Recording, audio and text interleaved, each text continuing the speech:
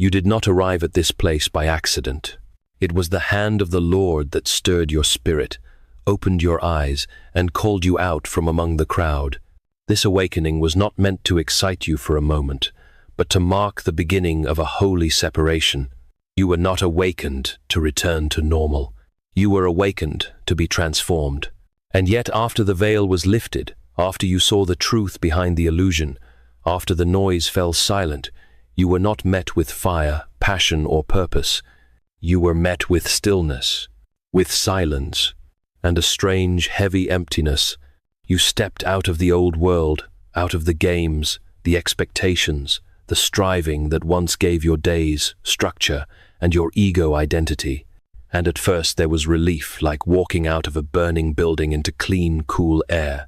But as the smoke cleared, something else settled in a question quiet but aching. Why do I feel so hollow now that I finally see the truth? You expected vision, you received stillness. You expected purpose, you were given pause. This is not failure. This is not regression. This is consecration. You are not being punished. You are being purified. The Lord has not withdrawn from you. He is drawing you deeper. What feels like emptiness is actually the absence of false fuel. You are not broken. You are being rebuilt. And the tools of this rebuilding are not noise, urgency, or performance, but silence, stillness, and surrender. The Bible never hid this part of the journey. Moses wandered in the wilderness for 40 years before he ever spoke to Pharaoh. Elijah collapsed beneath the broom tree, begging to die before he heard the still, small voice.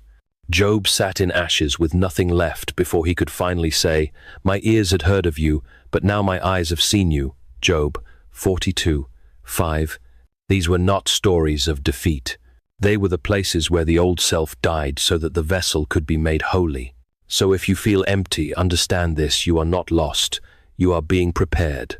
You are in the sacred pause between revelation and assignment, between exposure and empowerment. The world has no name for this space. Even many believers do not recognize it, but heaven does. And in the courts of God, this stillness is not seen as inactivity, it is seen as surrender. Not delay but design. Not absence but alignment. Now is not the time to run. It is not the time to perform, to prove, or to panic. It is the time to be still before God and allow Him to strip away everything in you that was built on sand. What comes next will not rise from pressure. It will rise from presence. And that presence is not something you create. It is something you surrender to. This is the voice of the Lord calling to the one He has chosen. Be still and know that I am God. Psalm 46:10. There comes a moment in the life of the chosen when everything that once made sense begins to unravel. It may not happen with thunder, but it is always seismic. One day, you are walking through life as you always have, striving, achieving, proving. Then suddenly something within you shifts. Perhaps it begins with the unbearable weight of routine, or with the aching awareness that the applause no longer satisfies, that the ambitions that once lit a fire in you now feel strangely empty. Or maybe it is deeper than that, a quiet voice in the night that whispers, "This is not who you are." However it comes, the awakening is real, it is holy, and it shakes the soul to its core. You begin to see differently. What once captivated you now repels you. The patterns you used to run in feel like chains. The roles you played no longer fit. You see through the masks, your own and the world's. You begin to feel the weight of what is false. The eyes of your soul open, and suddenly illusion no longer comforts. This is not enlightenment in the way the world defines it. It is exposure. You are no longer blind to what was keeping you asleep. And now that you see, you cannot unsee. C.S. Lewis, in his profound reflection on spiritual awakening, wrote, "It may be hard for an egg to turn into a bird. It would be a jolly sight harder for it to learn to fly while remaining an egg. We are like eggs at present, and you cannot go on indefinitely being just an ordinary, decent egg. We must be hatched or go bad." Mere Christianity. This metaphor captures the seismic shift you're experiencing. The unraveling of your old life is the cracking of the shell, breaking you free from illusions to awaken your true calling. Lewis's words, resonating with your past interest in spiritual transformation and purpose, affirm that this exposure is not destruction, but the necessary hatching of your divine identity. But here lies the paradox: awakening does not immediately lead to passion. It often leads to pain. It does not instantly give you direction. It first removes every direction you thought you had. The spiritual high that many associate with awakening is fleeting. What remains is a strange and sacred disorientation. The scaffolding that held your identity begins to crumble, not because you failed, but because God has declared it unworthy of the next season. You are not being emptied to be punished. You are being emptied so that you may be filled with something eternal. And that emptiness, that hollow place you now inhabit, is not abandonment. It is invitation. God is calling you out of a life built on effort and expectation and into a life led by obedience and authenticity. You are beginning to live without the need to impress, without the need to explain, without the need to be seen.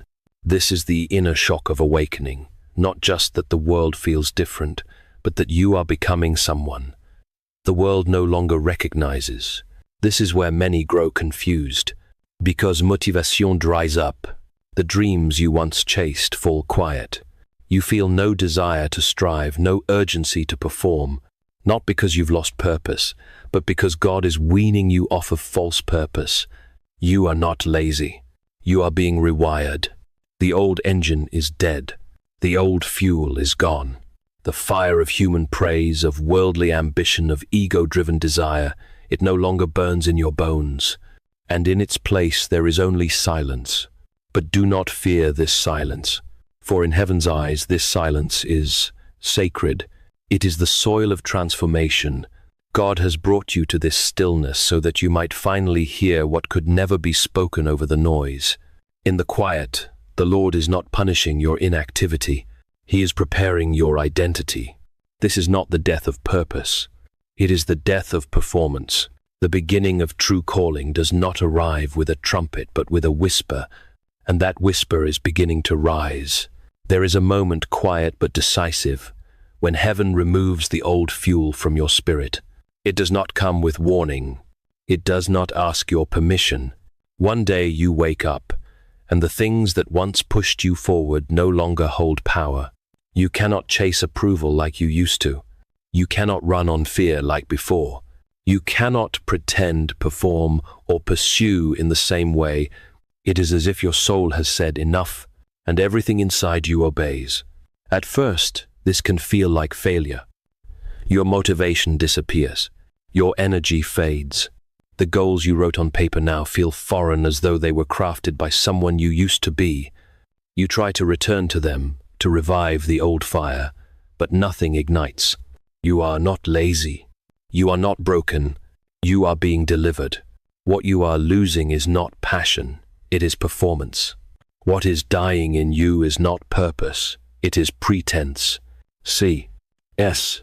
Lewis, in his exploration of divine purification, wrote, "God whispers to us in our pleasures, speaks in our consciences, but shouts in our pains. It is his megaphone to rouse a deaf world." The problem of pain.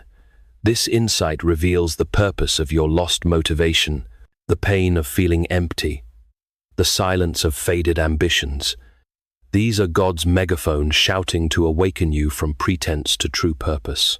Lewis's words, aligning with your past interest in spiritual signs and transformative moments, affirm that this divine disruption is a merciful act, purging false fuel to prepare you for eternal calling. God, in his mercy, is draining you of every fuel that does not come from him.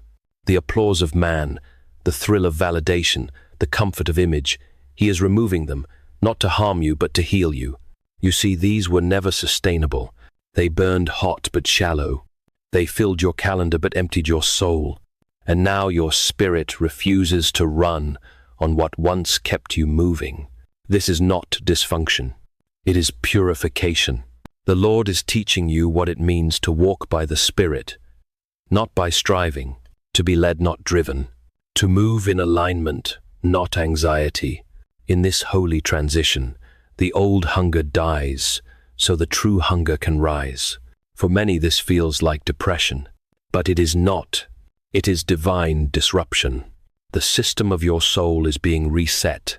Your identity is being rerouted. You are learning what it means to be fueled by obedience, not outcome. In the eyes of the world, it looks like you've slowed down. In the eyes of God, you are finally becoming still enough to hear Him.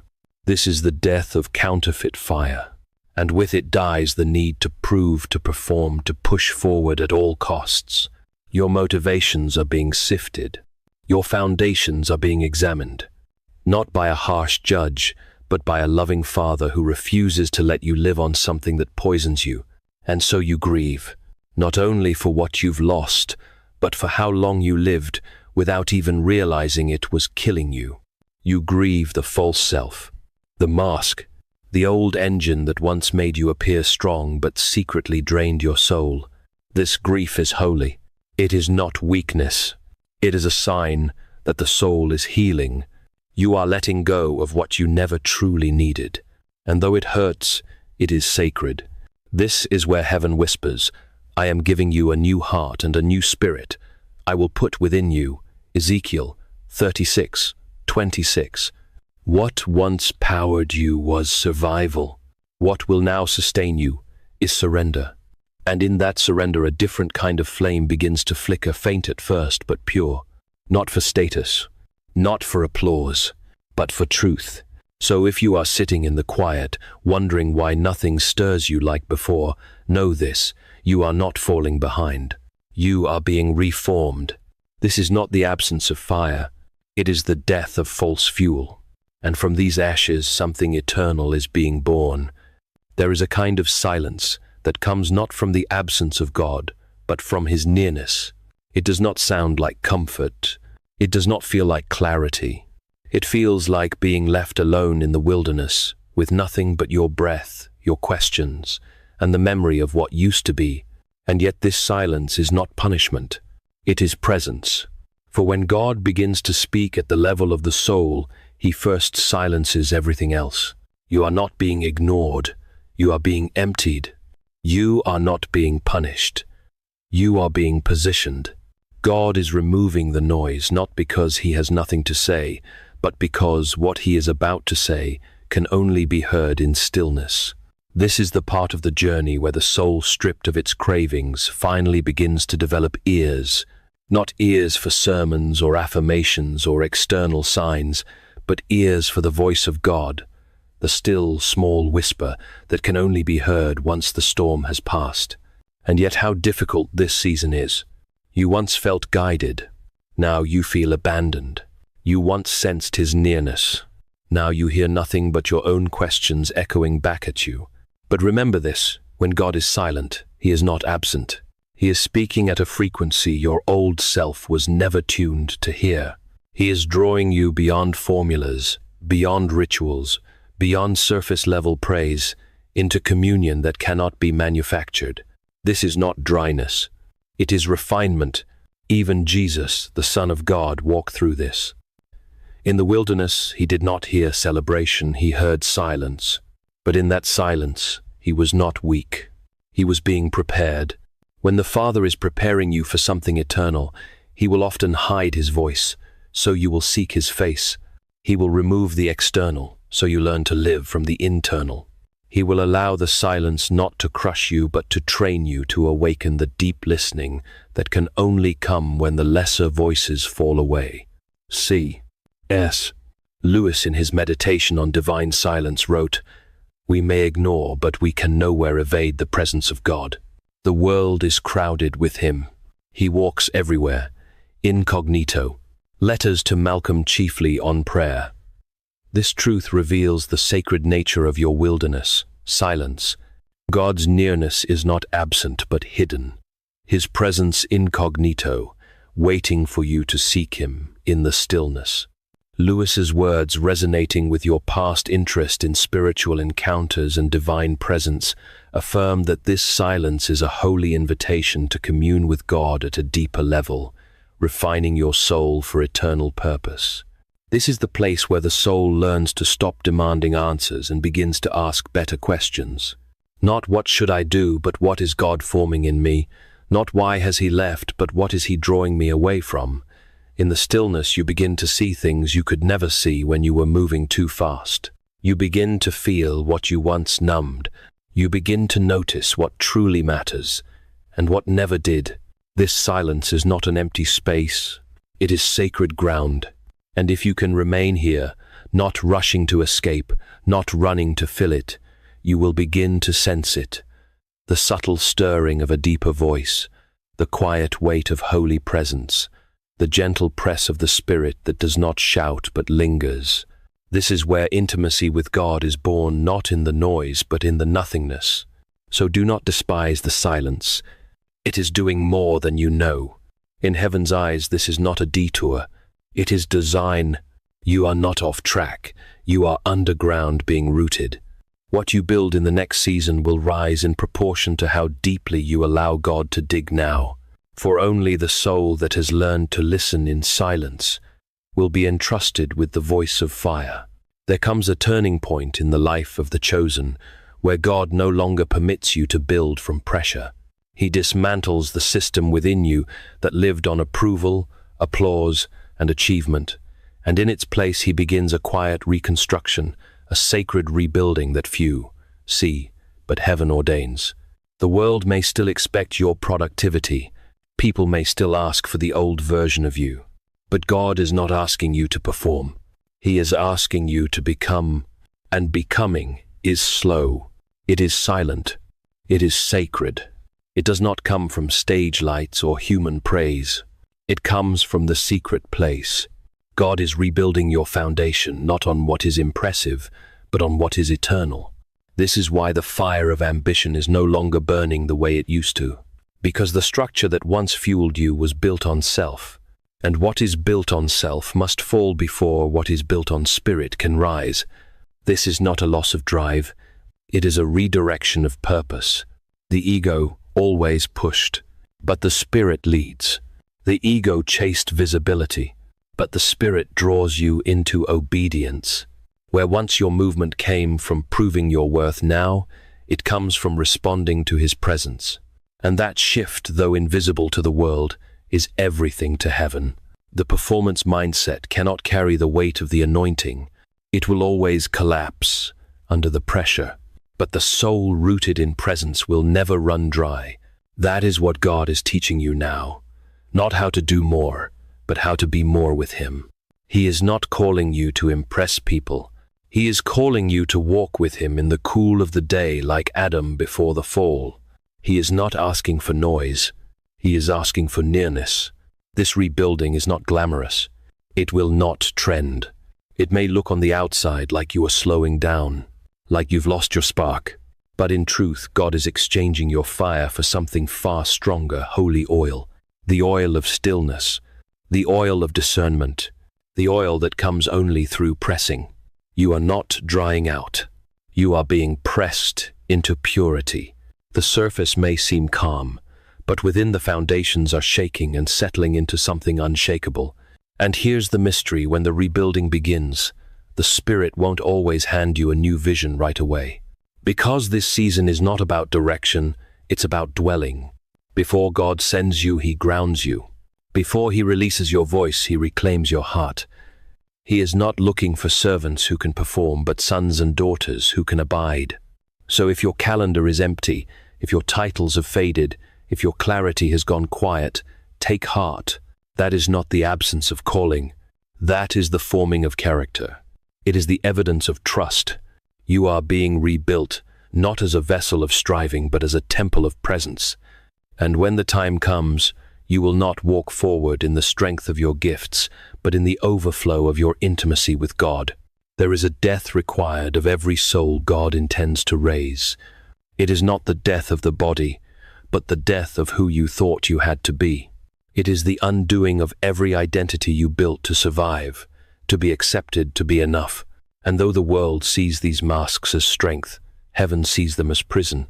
The old self was necessary for a time, but now that time has ended. And the Spirit of God will not allow what was built on fear to follow you into a future forged in truth. This death does not come suddenly, it comes slowly. Like a garment being unraveled thread by thread, the self you presented to the world begins to fall away. You can feel it. The name you once answered to no longer fits. The roles you played begin to collapse under their own weight. You try to revive your old motivations, but they no longer respond. You stand at the threshold, not fully who you were, and not yet who you are becoming. And it is in this place of undoing that heaven leans near and says, "Now let me form you." God is not interested in reforming the mask. He is resurrecting the soul. But to do so, he must first let every false structure fall. That includes the performance-based Christianity, the image management, the addiction to being needed, the fear of disappointing others. These were the scaffolds that held your ego, but not your essence. And the essence is what God came for. Not your usefulness, but your yieldedness. This is the mystery of sanctification before God calls you forward. He calls you inward. Not to hide, but to heal. Not to impress, but to be made whole. And wholeness begins with letting go of what you no longer are. That means grieving. Yes, even grieving the self you built in good faith. The self that tried to hold it all together. Because even that version of you must bow. Even that version must die. But here is the holy truth. What dies in the wilderness is not wasted. It becomes the soil of resurrection. God does not bury what he does not intend to raise. And in this season, he is not just stripping things from you, he is revealing you to yourself. Not the version culture shaped or trauma defended or ministry demanded, but the version he dreamed when he first whispered your name in eternity. This is not the loss of identity. It is the unveiling of it. And though it comes through fire, what emerges cannot be shaken.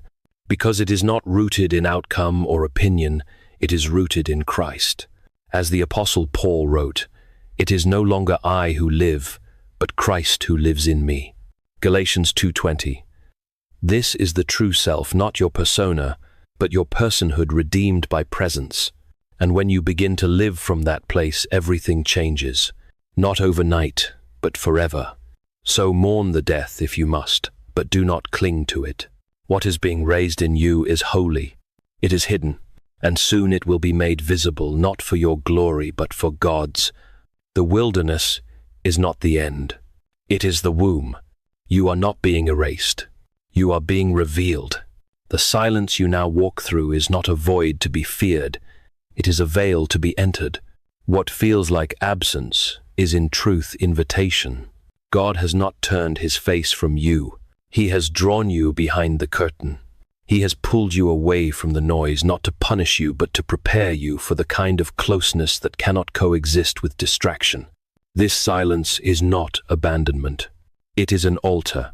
Many cry out in the wilderness, "Where is God?" But heaven responds, "Be still, he is closer than your breath." Yet, this nearness is not always emotional. It is not always warm. Sometimes it is quiet. Sometimes it strips everything away until you are left with only one question. Will you still love him when he is not performing for you? This is the test of every chosen one. Can you remain faithful when God is no longer giving you what you want, but shaping you into who he designed you to become? It is a place of formation. It is the place where your identity is no longer based on response, but on relationship. It is where your soul learns to worship without reason to stay, without signs to trust, without proof. And make no mistake, this silence is doing something. It is dismantling every idol that once fueled your faith. It is exposing the places where you loved the blessings more than the blesser. It is purging you of borrowed convictions and shallow devotion. God is not trying to distance you, he is deepening you. He is removing what is loud, so you can discern what is lasting. You see, when you were in the crowd, your faith was fed by noise. But now that he has called you into the hidden place, your faith must feed itself on truth. No more echoes, no more spiritual shortcuts. Only a stillness so sharp it cuts through the layers of your soul until nothing false remains. It is here, in this barren and sacred silence that God is not merely teaching you but forming you. And this formation is holy. It does not shout. It does not rush. It does not need to impress. It unfolds slowly like the turning of seasons in a secret garden no one else can see. The world may call this stillness, laziness. Others may label it confusion. But in heaven's vocabulary, this is transformation. And you are not behind. You are beneath the surface, beneath the noise, beneath the pressure where roots grow and oil forms. So if you feel unseen, unknown, unheard, take heart. The silence is not the evidence of God's distance. It is the evidence of your invitation into deeper intimacy. And those who accept this invitation, those who wait in the quiet, who refuse to fill the space with noise, will find something far greater than direction. They will find communion. They will find the kind of presence that does not answer questions, but makes the questions lose their power. Because in the end, it is not answers that satisfy the soul. It is God Himself. And it is only in the silence that you discover He was never far. He was only whispering. After the silence, after the stripping, after the long days where nothing stirred and even prayer felt empty, something begins to shift. Not loudly, not suddenly, but unmistakably. It is not a return to the fire you once knew. That fire has burned out, and rightly so. This new flame is different. It does not roar, it rests. It does not push, it pulls. It does not demand attention. But it cannot be ignored. This is not the fire of ambition. It is the flame of alignment. This is not the urgency of ego. It is the impulse of the Spirit. It begins as a hum in your spirit, a holy stirring, a quiet desire to move, not because you have something to prove, but because something true is asking to be born through you. You do not rise out of restlessness. You rise out of resonance. The pace is slower. The motive is purer, and for the first time in a long time, you begin to feel not pressure but purpose, not noise but knowing. This flame cannot be manufactured. It is the fruit of surrender. It rises not from striving but from stillness, and only those who have endured the silence can carry it, because only those who have let the false fire die can be trusted with a flame that does not consume them. This is the holy fire that burns in secret, that does not burn out when applause fades, that does not flicker with emotion but stands steady through storm and shadow. This is the flame God gives to the chosen, not to shine for popularity, but to endure for purity. It will move you. It will shape your steps, but not like before. You are no longer driven. You are drawn. You are no longer chasing outcomes. You are following obedience. And in this new rhythm you will find that what you once had to force now flows. What you once tried to create now emerges. What you once fought to keep now comes freely because it is not built on striving but on presence. You may not even realize you are walking in new fire until others begin to ask, what changed? And you will not point to a strategy. You will not reference a breakthrough. You will not boast in effort. You will simply remember, I let it all burn. I waited. I listened. And when the time was right, God lit a fire in me that no storm could extinguish. This is the fulfillment of Isaiah 30:15. In returning and rest you shall be saved. In quietness and in trust shall be your strength. The fire you now carry is not loud, but it is lasting. It is not flashy, but it is eternal. It is not born from the approval of man, but from the refining of heaven. And it will lead you not into fame, but into fullness. Not into applause, but into authority.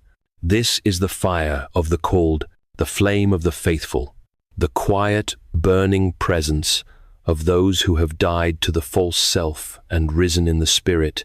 You do not need to announce it. You simply walk in it, and it will make the way clear. You have walked through the valley few speak of. You have stood in the long, barren silence where prayers felt unanswered and the heavens gave no sign. You have felt your soul stripped bare, not by punishment, but by something deeper, something sacred. You did not run when the fire died. You did not flee when your motivations crumbled. You remained, and because you remained, you now carry something the world cannot see but heaven honors it. You carry stillness. You carry surrender. You carry the beginning of something eternal. This right here, right now, is not the end of your awakening. It is the beginning of your becoming. God is not finished with you. He never was. The silence was not a delay. It was design, a space carved out by His own hand, not to weaken you, but to awaken you, not to confuse you, but to cleanse you. The wilderness was not punishment.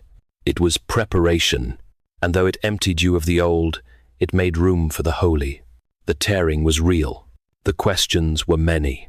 But underneath the ache, something was taking root. Something quiet. Something steady. Something eternal. What you feel now is not confusion. It is release. You are no longer being driven by what once drove you.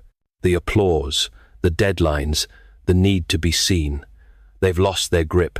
Not because you've lost passion, but because you've encountered presence. And once you've truly encountered the presence of God, everything else falls silent. Everything false begins to fade. Everything that once shouted now seems distant and small. Because you've heard the whisper, the one that does not force you to prove yourself, but invites you to be yourself, reborn in Him. You may still feel unsure. You may still carry questions. But listen closely now, that doesn't mean you're behind. It means you're beneath the surface where roots grow, beneath the noise where oil forms, beneath the performance where purity is forged. What God has begun in you was never meant to be loud. It was meant to be lasting, and lasting things are formed in hidden places. You are not the same, and you're not meant to be. The fire that once burned in you has changed. It no longer ignites from external approval. It rises from inward alignment. It does not scream with pressure. It hums with peace. It moves not with ambition, but with authority. Authority that comes only from knowing you belong to God and need nothing else to validate your steps. The world may not understand this new pace. They may mislabel your stillness as apathy,